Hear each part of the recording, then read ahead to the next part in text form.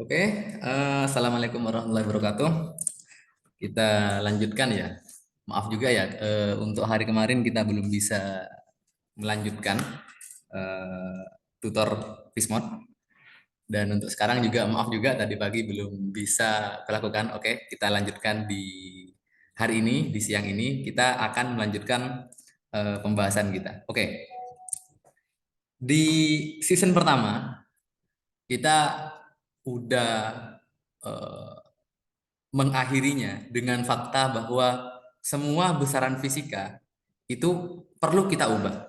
Semua besaran di mekanika, baik itu kecepatan, kemudian percepatan, momentum, gaya, energi, dan semua makhluk-makhluk di mekanika itu perlu kita bikinkan ulang dalam teori relativitas khusus. Kenapa? Karena semua besaran itu dia makhluk-makhluknya di mekanika klasik, dan itu ternyata tidak lagi valid. Oke, kita sudah mengakhiri season 1 dengan itu dan pada season 2 kita udah mencari apa senjata yang bisa kita gunakan.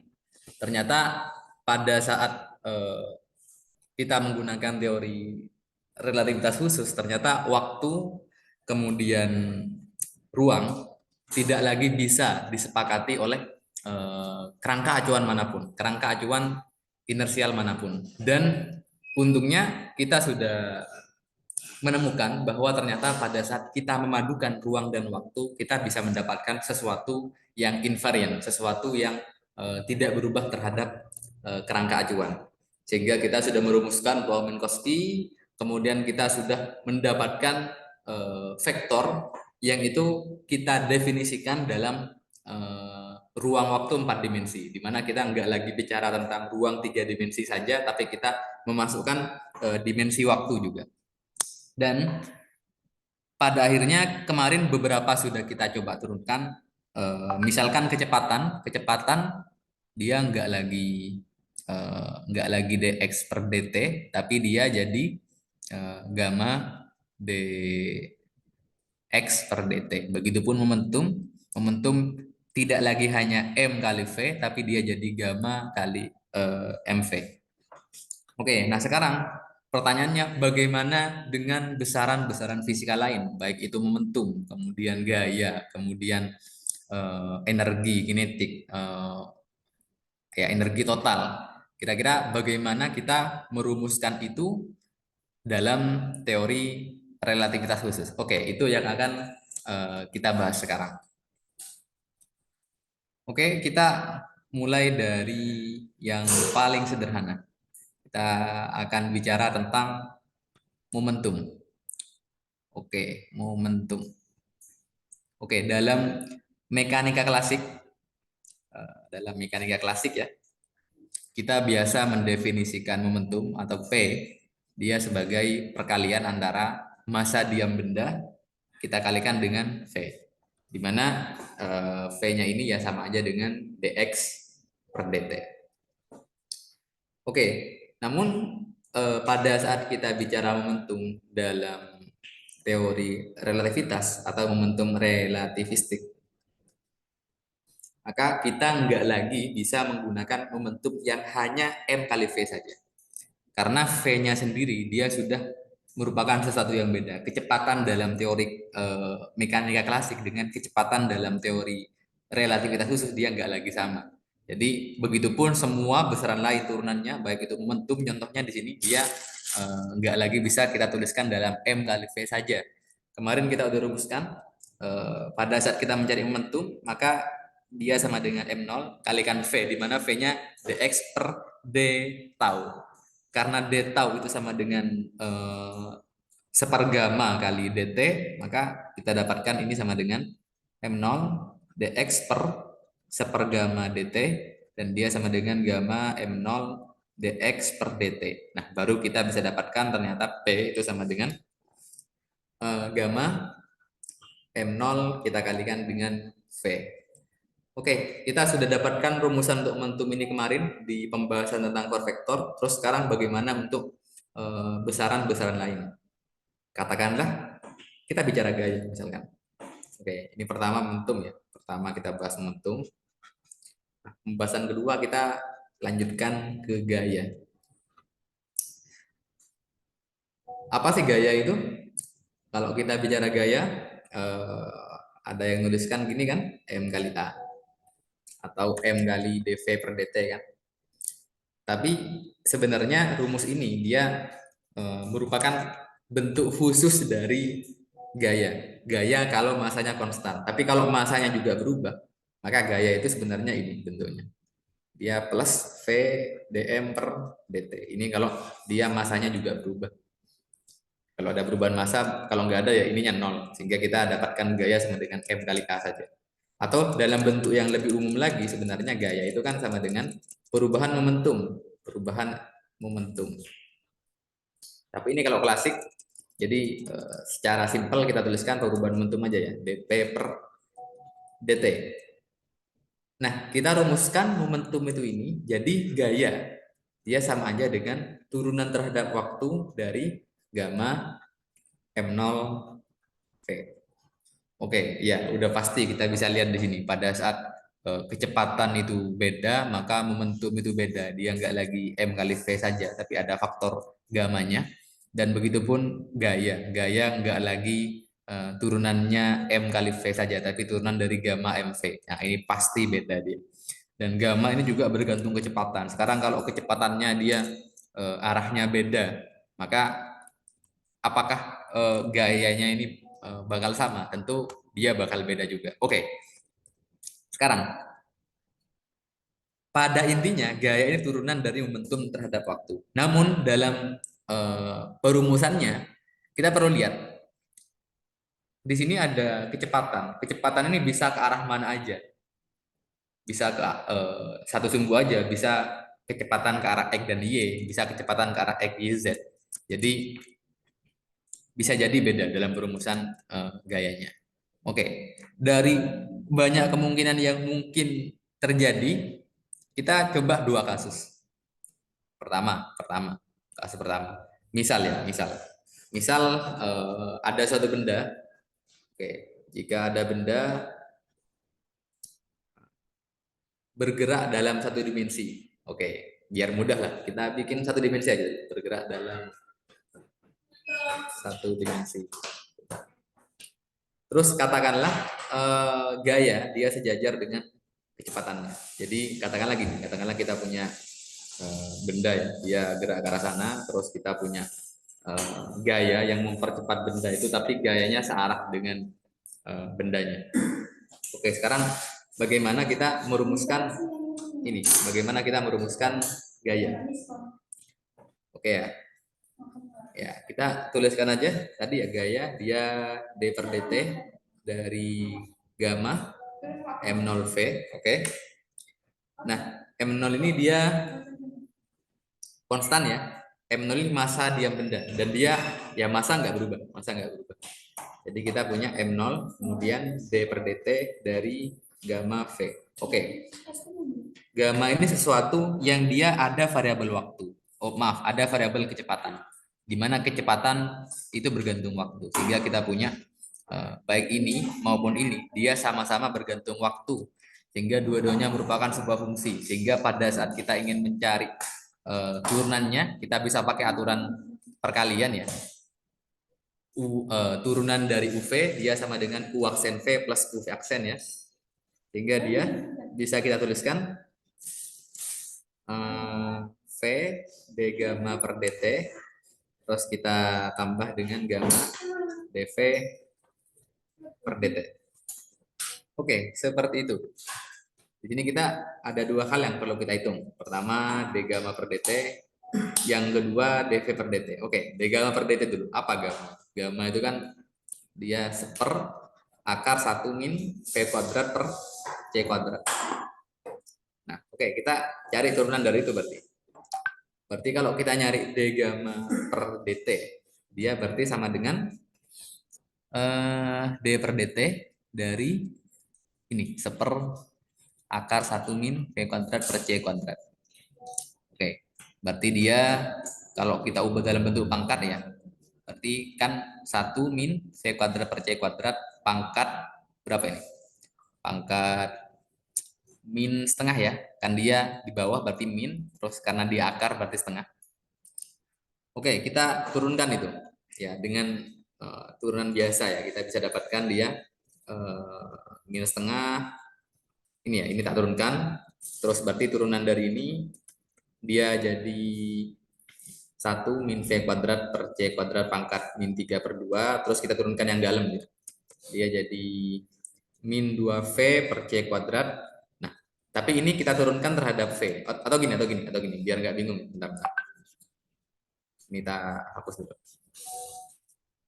Turunan dari ini dia kan sama aja dengan D per dV dari ini. Lalu kita kalikan dengan dV per dt. Ya, sama-sama tak kalikan dV per dt. Ini kan coret sama aja kan.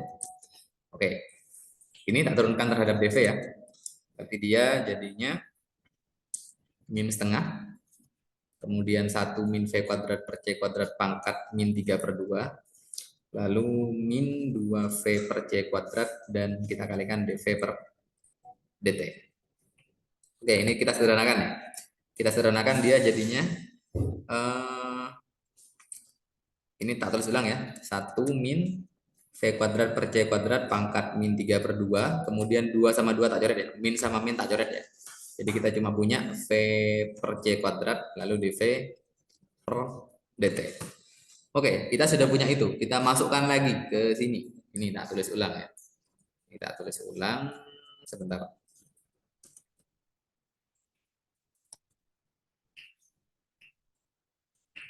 Oke, sebentar.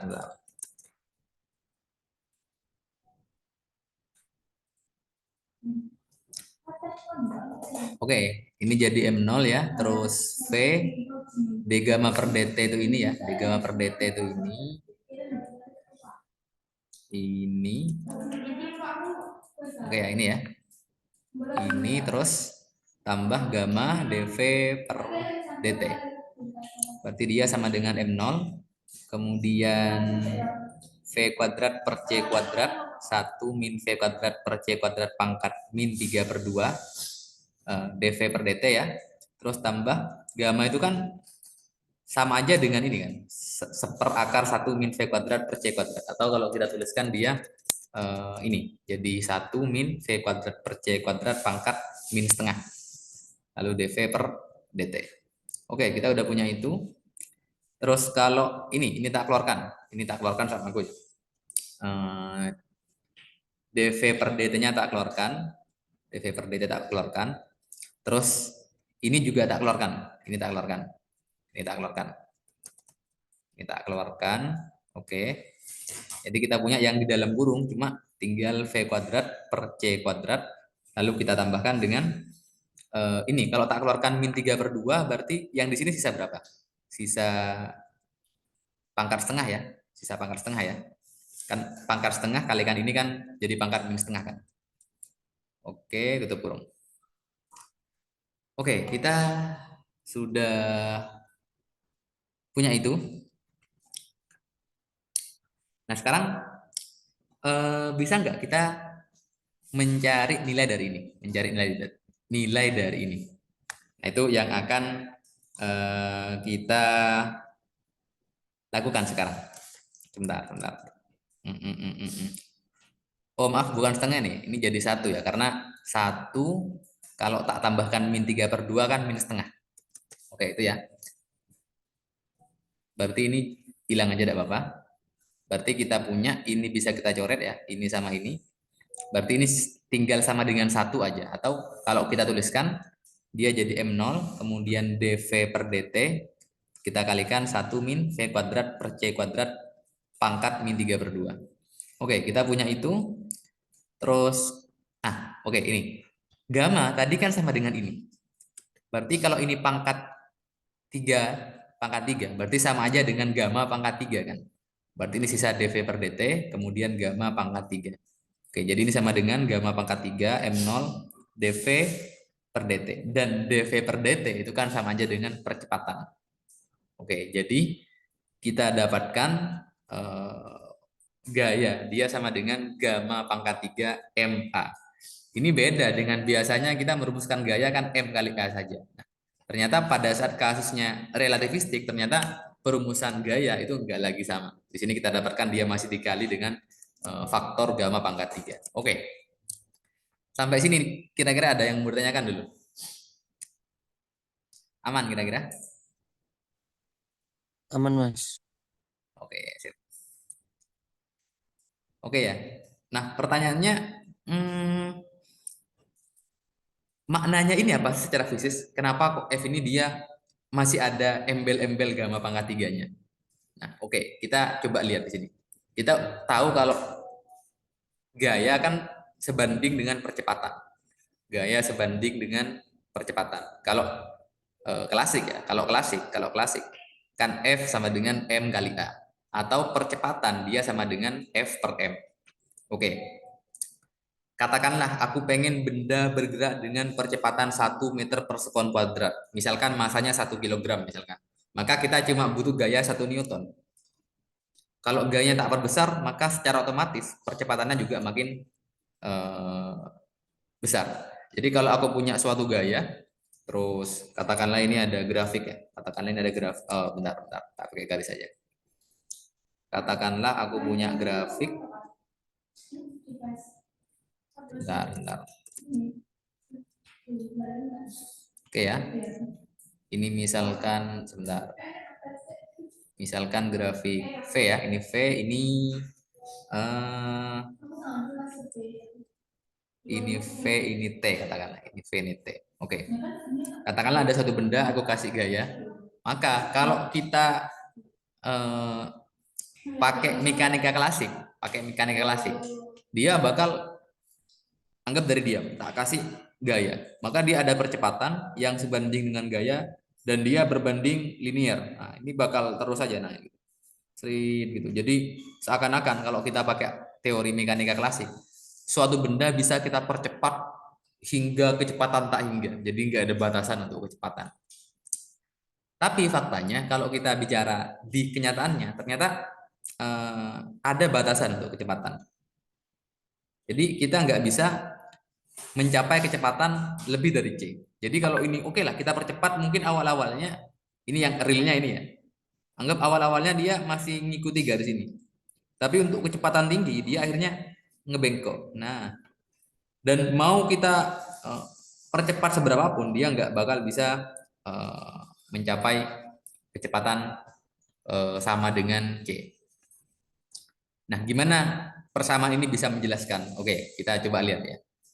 Kita udah dapatkan untuk kasus relativistik di mana benda bergerak katakanlah dalam satu dimensi dengan gayanya sejajar dengan kecepatannya, kita dapatkan F-nya dia sama dengan ini ya. F-nya sama dengan uh, F ya. F sama dengan gamma pangkat 3 M0 kali A.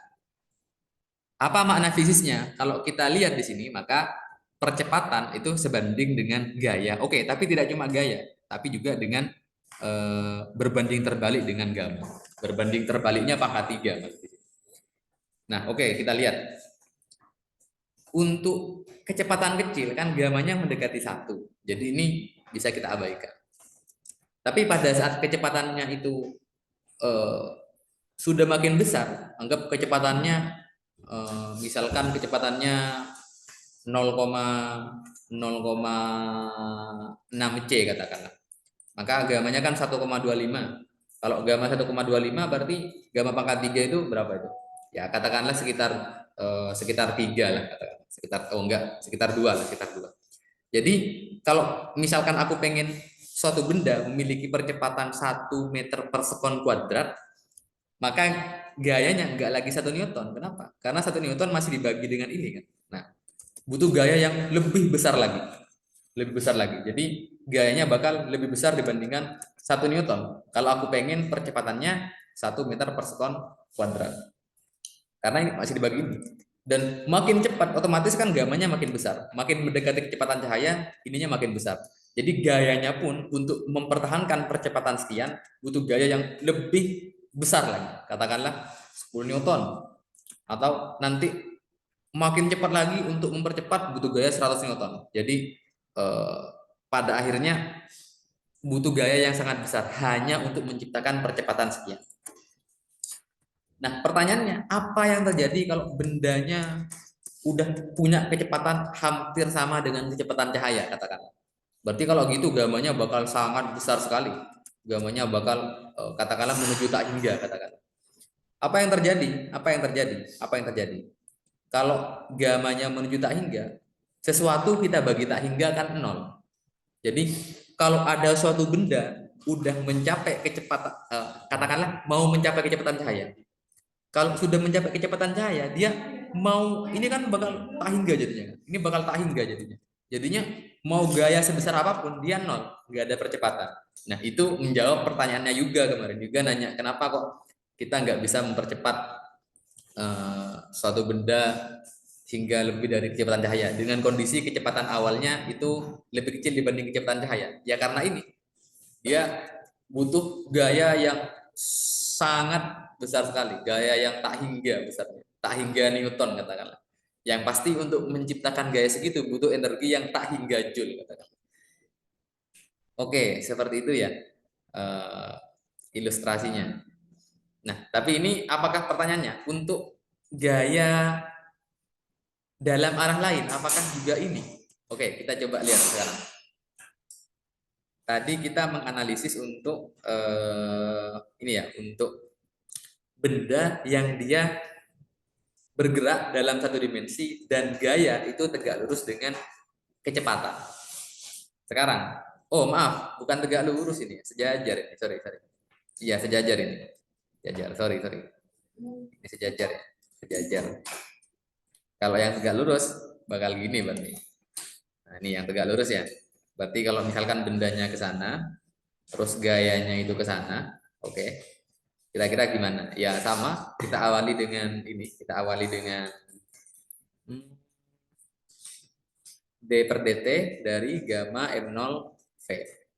Atau M0 ini kan konstan, kita bisa keluarkan. Kita tinggal ini, D per dt dari gamma V. Oke, sekarang pertanyaannya, misalkan bendanya gerak ke sana. Gamma ini kan memakai V dalam arah horizontal kan. Jadi gamanya nggak berubah dong terhadap waktu karena gaya ini hanya mengubah kecepatan ke arah vertikal. Jadi kecepatan ke arah horizontal dia tetap aja. Kan gayanya nggak ke arah horizontal. Jadi gamma ini bisa kita keluarkan. Jadi dia hasilnya gamma M0 kalikan dV per dt atau F sama dengan gamma M0 kita kalikan dengan A. Oke, kita akhirnya mendapatkan ini. Kita dapatkan F sama dengan gamma M0 kali A. Itu untuk dia tegak lurus ya. Atau pada intinya di sini kita bisa lihat ya. Arah beda, ternyata besar gaya itu beda. Perumusan gayanya beda. Ini masih satu dimensi ya. Jadi secara umum kalau kita mau merumuskan gaya relativistik, kita cukup pakai ini aja dah. Kita pakai itu aja dan kita turunkan sesuai dengan situasinya, sesuai dengan kondisinya gimana. Oke, itu gaya. Dan pada intinya di sini sesuai yang kukatakan di awal, kita perlu definisikan semua makhluk dalam mekanika. Dan di sini kita udah definisikan momentum ya. Momentum ternyata dia nggak lagi M kali V, tapi gamma M kali V. Gaya pun gaya nggak lagi M kali A saja, tapi contohnya di sini ada gamma pangkat 3 M kali A. Ada gamma M kali A. Dan bukan M kali A saja. Oke, itu intinya yang ingin ku sampaikan di sini. Oke, sekarang kita lanjutkan lagi. Nah, tadi aku bilang kalau ada satu benda kita kasih gaya dan bendanya akhirnya mencapai kecepatan hampir sama dengan C. Kalau kita mau percepat, maka dia butuh gaya yang melunjak, bakal sangat besar. Pertanyaannya, buat menciptakan gaya, kan aku perlu energi. Apakah energi kinetik dari benda ini dia menghilang atau bagaimana? Oke, makanya kita perlu rumuskan sekarang bagaimana perumusan dari energi kinetik. Nah, tapi sekarang dalam klasik dulu. Kalau dalam mekanika klasik ya kita tahu energi kinetik itu kan EK lah katakanlah. Dia kan setengah M0 kali kan V kuadrat. Pertanyaannya, bagaimana kita merumuskan energi kinetik tapi dalam kasus relativistik. Oke, itu ya, energi kinetik dalam kasus relativistik. Oke, sekarang katakanlah aku punya benda, awalnya dia diam, ya. Terus benda ini aku kasih gaya, oke, ini diam ya, berarti eka awalnya ya, eka inisialnya dia sama dengan nol ya. Terus aku kasih gaya sehingga akhirnya bendanya punya kecepatan v katakanlah. Berarti dia ada energi kinetik sekarang, energi kinetik final katakanlah, ada. Nah, pertanyaannya berapa besar dari energi kinetik di sini? Nah, energi kinetiknya benda dia kan sama aja dengan berapa usaha yang dikerjakan ke benda. Berapa usahanya? Berapa usahanya? Usaha sendiri kan sama aja dengan F kali X ya, F kali X ya. Atau kalau dia itu dalam bentuk integral, kita bisa tuliskan dia integral dari F kita kalikan dengan dx. Oke, seperti itu.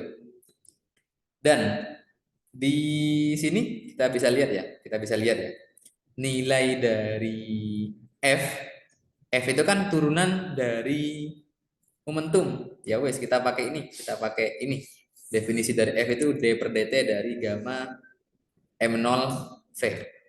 Nah, sehingga apa yang kita dapatkan di sini? Di sini kita dapatkan ini Eka dia sama dengan integral dari d per dt gamma m0 v. Kita kalikan dengan dx. Oke, kalau misalkan kecepatan bilang ya, dia tak perlambat. Oke, tak lanjut ya ini ya. M0 dia konstanta bisa keluar. M0 kemudian integral dari d per dt dari gamma v ya, kalikan dx. Nah, dx ini boleh kan kalau aku tuliskan gini, dx per dt tak kalikan dt, tidak masalah kan? Oke. Atau ini kalau aku tuliskan ya, berarti dia dx per dt ini kan v, jadi m0 integral dari v d per dt dari gamma v, oke, tak kalikan dengan dt. Oke, tak lanjut. M0. Kemudian gamma. Kita definisikan gamma itu apa? Gamma itu kan V per akar 1 min V kuadrat per C kuadrat. Kita kalikan dengan dt. Jangan lupa ya, ini berarti untuk kondisi apa ini? Dari kecepatan diam sampai dia punya kecepatan V kan? Oke, berarti ini dari T sama dengan 0 katakanlah sampai T. Sampai T.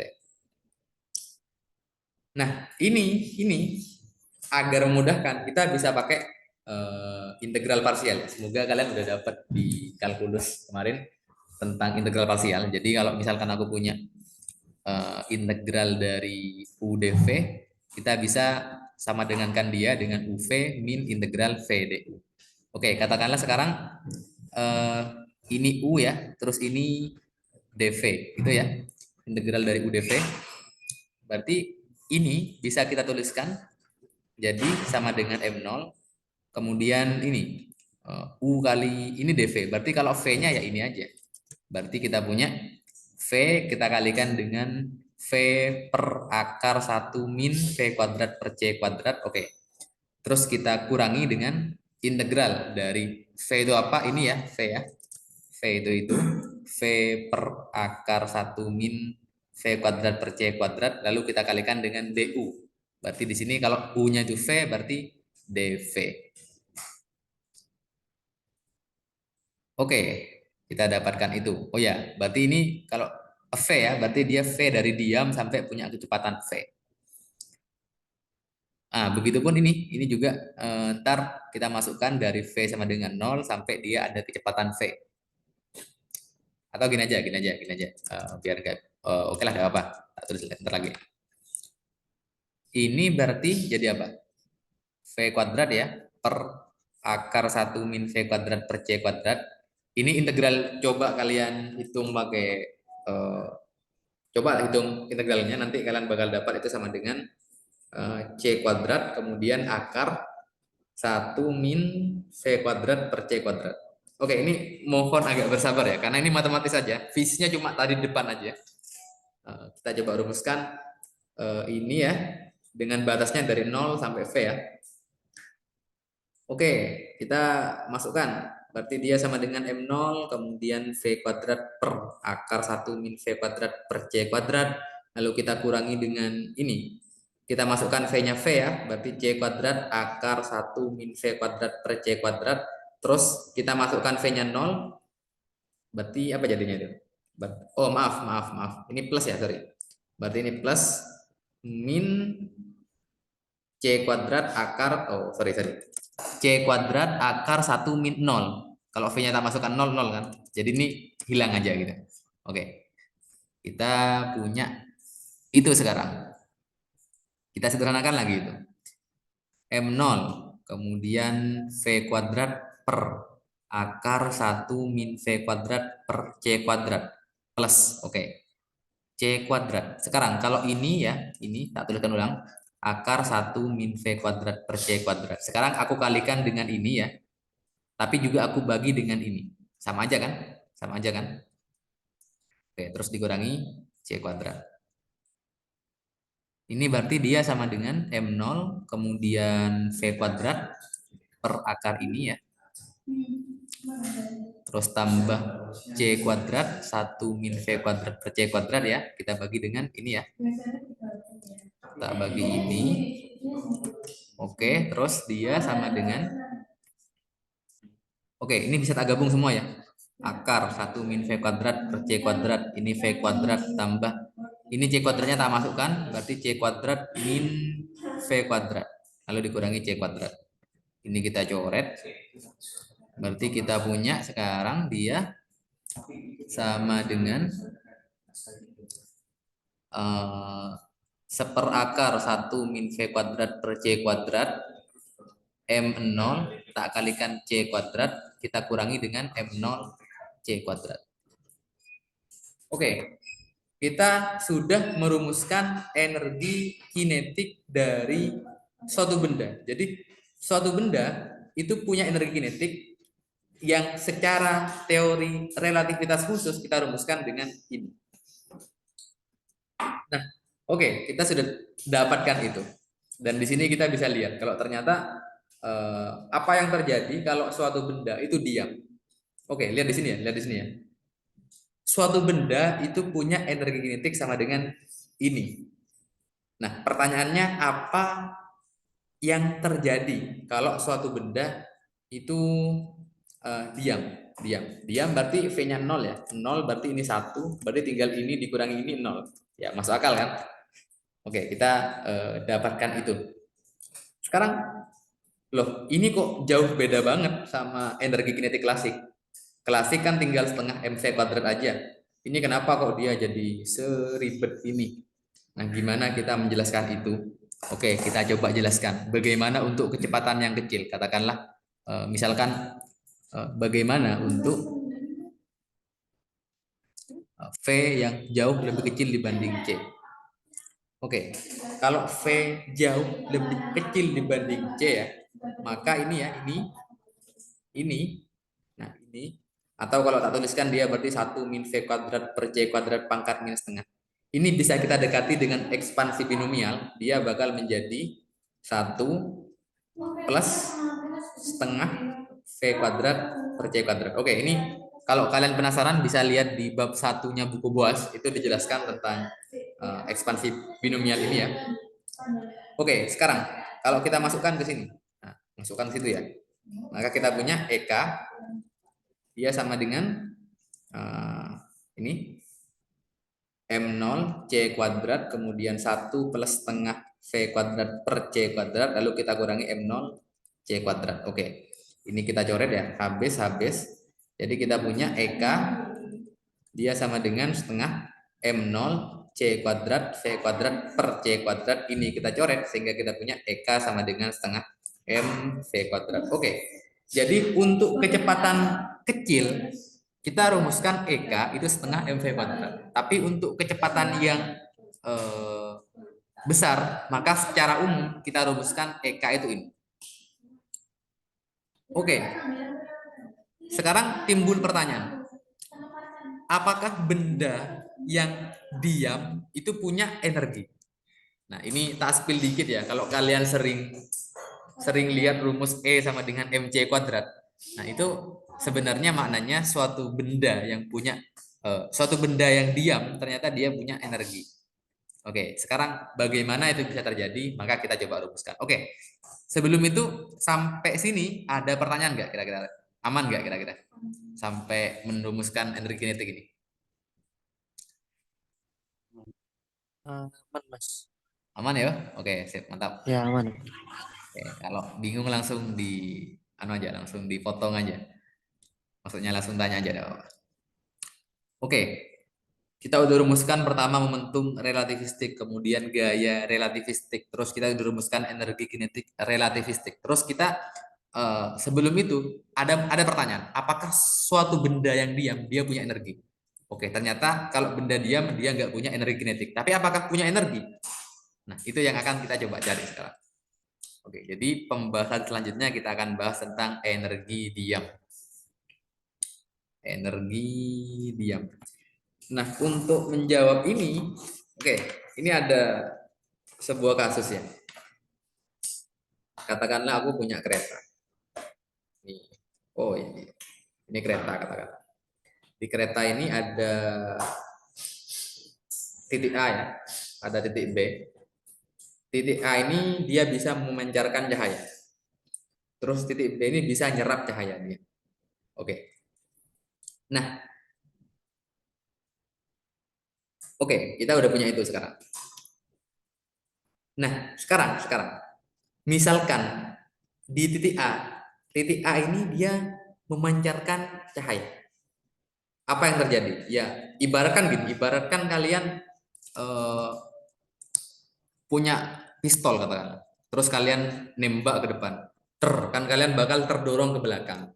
Begitupun dengan balok ini. Pada saat titik A dia nembak ke depan, maka si balok sendiri dia bakal terdorong ke belakang. Katakanlah ini licin ya, nggak ada pengaruh gesekan apa-apa. Maka pada saat eh, cahaya dipancarkan, si balok ini bakal tergeser ke belakang. Dan pada saat cahaya ini nyentuh B, kan dia diserap. Artinya sekarang eh, apa ya? Yang awalnya gerak ke sana, yang awalnya kotak ini gerak ke sana, bakal tertahan kan, tertahan karena si cahayanya mendorong ke sana. Jadi di titik katakanlah titik sini ya, titik sini pada saat cahaya itu nyampe titik B, maka sekarang si kereta dia bakal diam lagi. Nah, atau kalau tak gambarkan, anggap titik awalnya A itu di sini kan, terus titik akhirnya A itu di sini. Begitupun titik awalnya B, katakanlah ini ya, titik awalnya B, titik akhirnya B di sini. Jadi kalau aku tuliskan si kereta dia sudah bergeser sejauh delta X katakanlah. Terus katakanlah ini, sedangkan si cahaya ini kan dia gerak dari titik A sini ya, berangkat dari A terus nyampe di B. Nyampe di B-nya di sini tapi ya. Berarti katakanlah si cahaya dia sudah menempuh jarak sejauh L. Oke, dari teori listrik magnet kita bisa dapatkan kalau momentum dari cahaya dia sama dengan ini, P sama dengan E per C. Oke, ini aku nggak bahas panjang tentang ini. Sementara kalian keep dulu kalau cahaya dia punya momentum sebesar E per C. Nah, sekarang bagaimana dengan kotak? Kotak ini kan dia dari diam terus gerak. Berarti kotak pun dia punya momentum dong. Oke. Berarti momentum dari kotak berapa kira-kira? Momentum kotak. Kan sama aja dengan M kali V kan? M kali V kan? Masanya kotak, katakanlah ini M besar ya. Tak kalikan dengan kecepatannya kotak. Kecepatannya kotak berarti kalau dia misalkan dia gerak selama delta T, berarti kecepatan dari kotak dia sama dengan M besar kita kalikan ini delta X kemudian per delta T. Oke, itu ya. Nah sekarang di sini dia nggak ada gaya, nggak ada gaya. Maknanya momentumnya kekal. Karena yang menyebabkan perubahan momentum itu gaya. Sehingga kalau momentumnya kekal, maka momentum awal dan momentum akhir harus nol. Oke, sekarang momentum awalnya nol kan? Terus pada saat cahaya dipancarkan, maka ada momentum. Ada momentumnya cahaya yang arahnya ke kanan sebesar E per C. Terus ada momentumnya kotak sebesar ini, tapi geraknya ke kiri ya, ke arah negatif berarti ya. Berarti dia min M delta X per delta T. Terus juga sama dengan keadaan akhirnya, dia nol lagi kan pada saat dia cahayanya nyampe di B. Oke, di sini kita dapatkan apa itu? Momentumnya cahaya dia sama dengan momentumnya kotak. Kita dapatkan itu sekarang. Dan oke. Sekarang pertanyaannya, berapa lama sih kotak bergerak? Kita udah tahu kalau kecepatan cahaya itu pasti C, dia nggak bisa berubah. Dan cahaya menempuh jarak sebesar L. Artinya ya, delta T dia kan sama aja dengan atau gini. L itu sama dengan C kita kalikan delta T. Berarti delta T-nya sendiri dia sama dengan L per C. Oke, seperti itu. Sehingga kita punya sekarang E per C dia sama dengan M besar tak kalikan delta X per L per C. Oke, itu ya. Berarti ini kita punya sekarang E per C. Dia sama dengan M tak kalikan C tak kalikan delta X per L. Atau kita punya M kali delta X dia sama dengan E per C kuadrat kita kalikan L. Oke, ini simpen dulu ya, Rek. Ini simpen dulu. Terus kita lihat sekarang. Kalau kita bicara suatu benda, sistem benda ya, ini kan sistem kotak dan cahaya, dia gerak. Sebenarnya pusat massa dari benda ini dia bakal tetap. Oke, ini tak copy dulu. Tak copy dulu ya, bentar. Sebentar ya.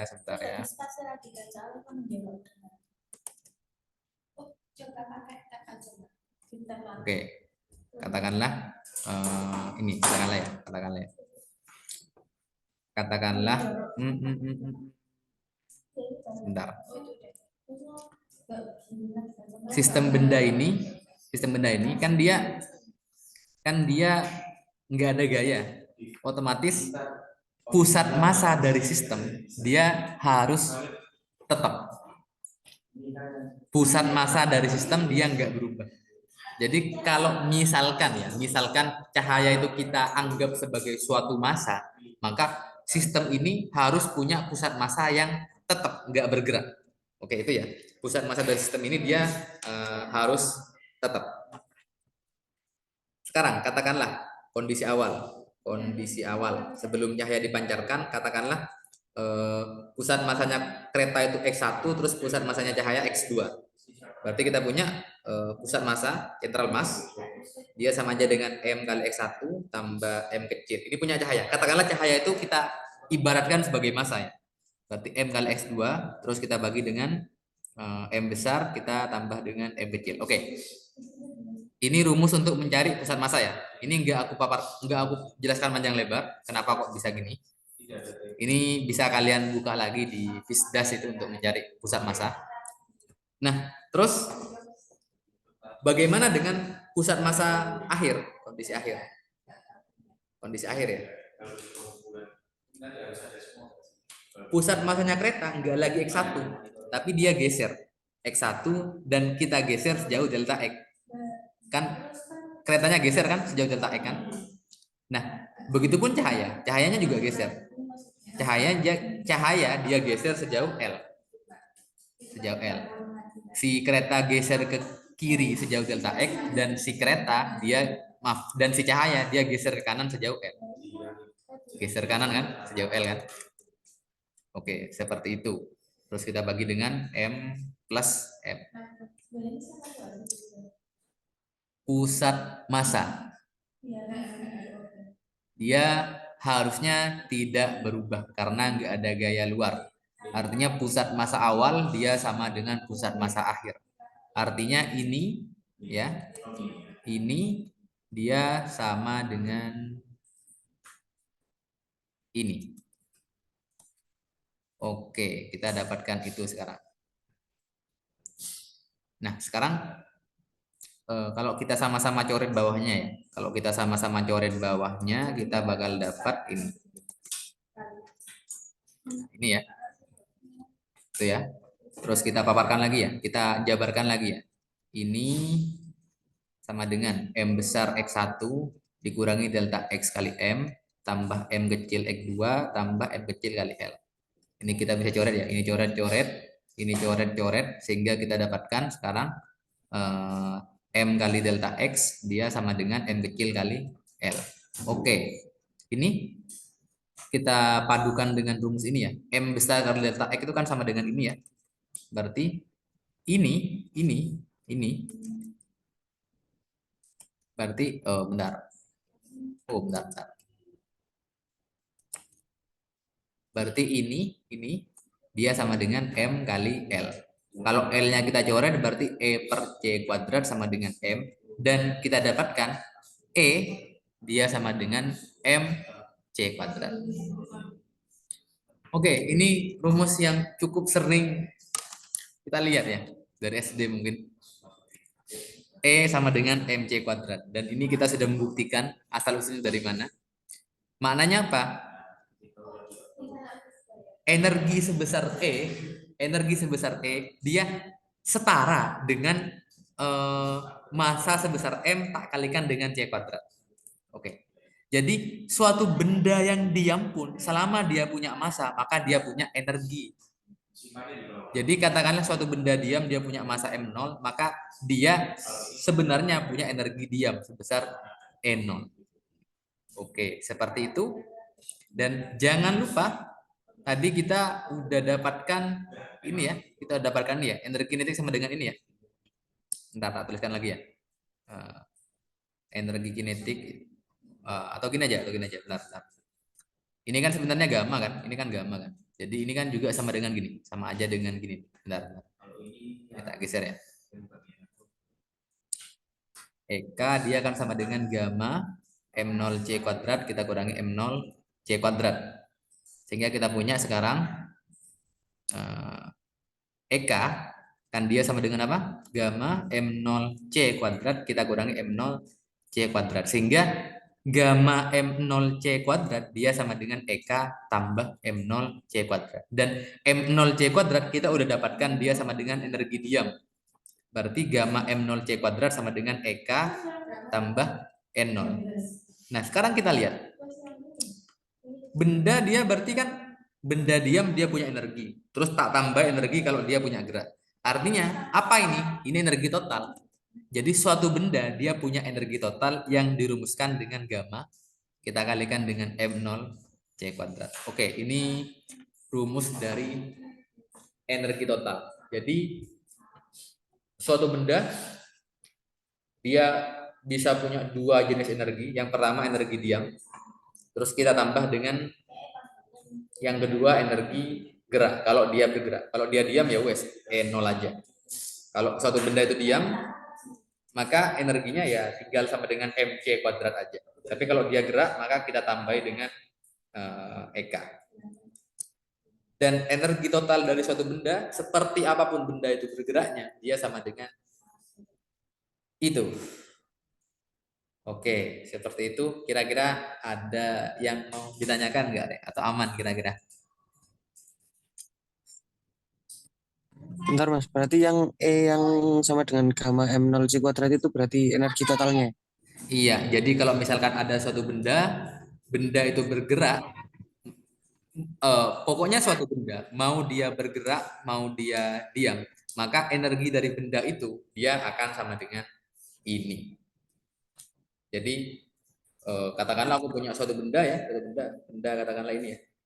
Ini benda, eh, terus dia bergerak dengan kecepatan v katakanlah, maka energi masanya M0 ya, masanya M0 ya. Maka energi dari benda ini dia sama dengan seper akar 1 min V kuadrat per C kuadrat kita kalikan M0 C kuadrat. Ini energinya. Jadi kalau kecepatannya makin besar berarti ininya makin besar ya, berarti gamanya makin besar juga. Oke, seperti itu. Jadi ini energi totalnya itu ini energi totalnya, energi total. Terus berapa energi kinetiknya? Ya, energi kinetiknya ya tinggal energi total dikurangi N0. Energi total dikurangi N0. Berarti M0 C kuadrat gamma min 1 kita aja. Ini kan gamma kan. Dan benda yang diam dia punya energi. Jadi energi totalnya benda yang diam berarti kan enggak. Berarti kalau benda itu diam kan gamanya 1. Berarti ya tinggal ini aja kan. Nah, masuk akal kan? Kalau benda diam kan gamanya 1 dia. Berarti E-nya sama dengan energi diam aja dia. Nah, seperti itu. Aman kira-kira. Aman Mas, aman. Aman, sip. Oke, silakan mungkin kalau ada pertanyaan lagi. Kalau aman, nak lanjut.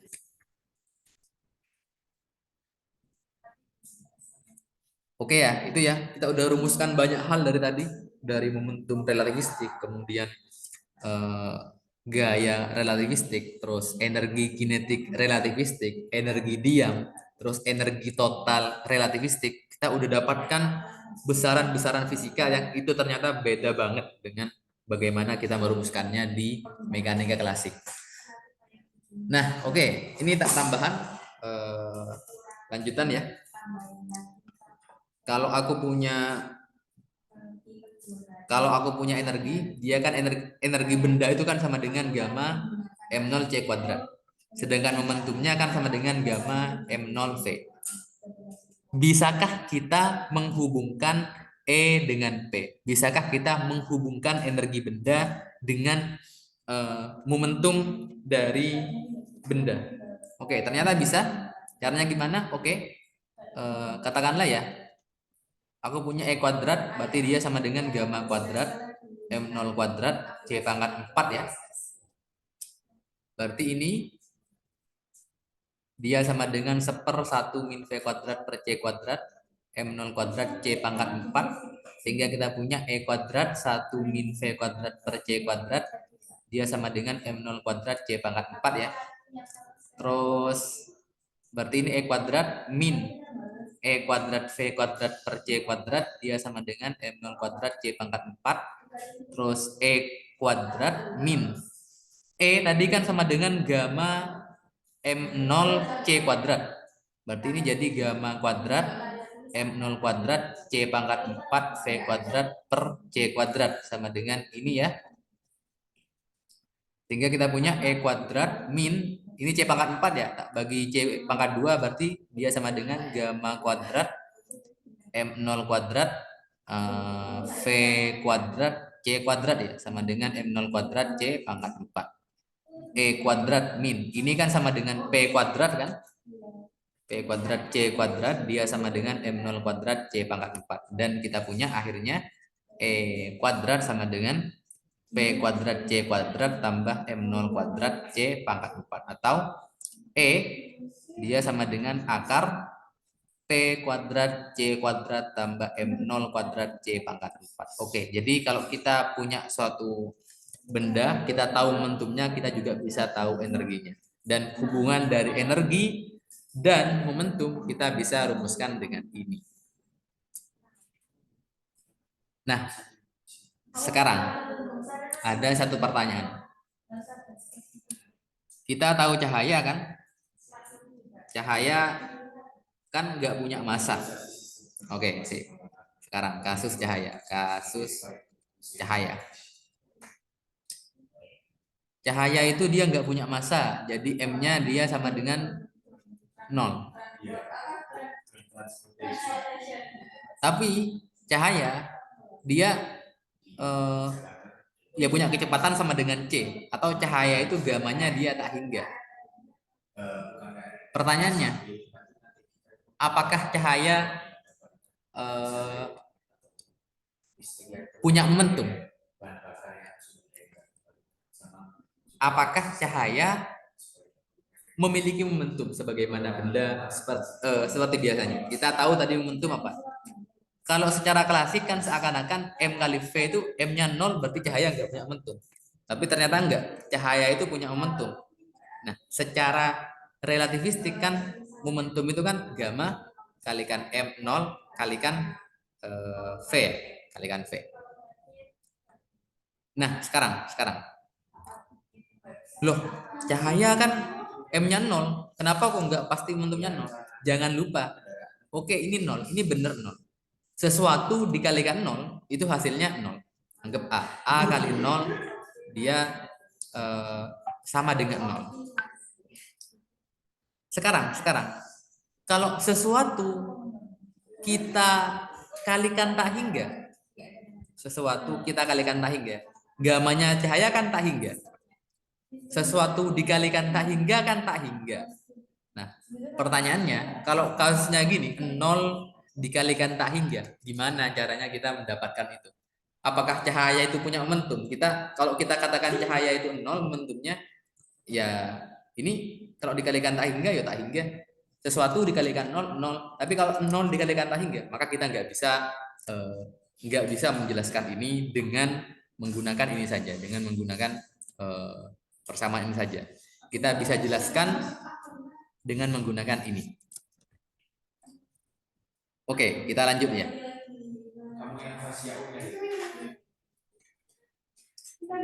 Bentar.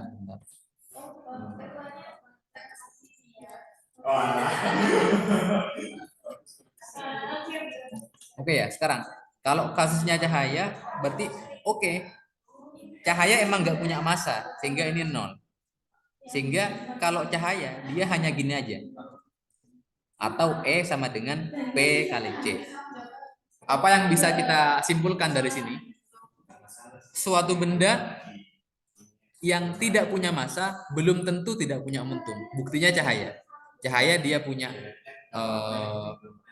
momentum. Jadi sesuatu yang punya energi dia bisa jadi ya punya massa, bisa jadi enggak.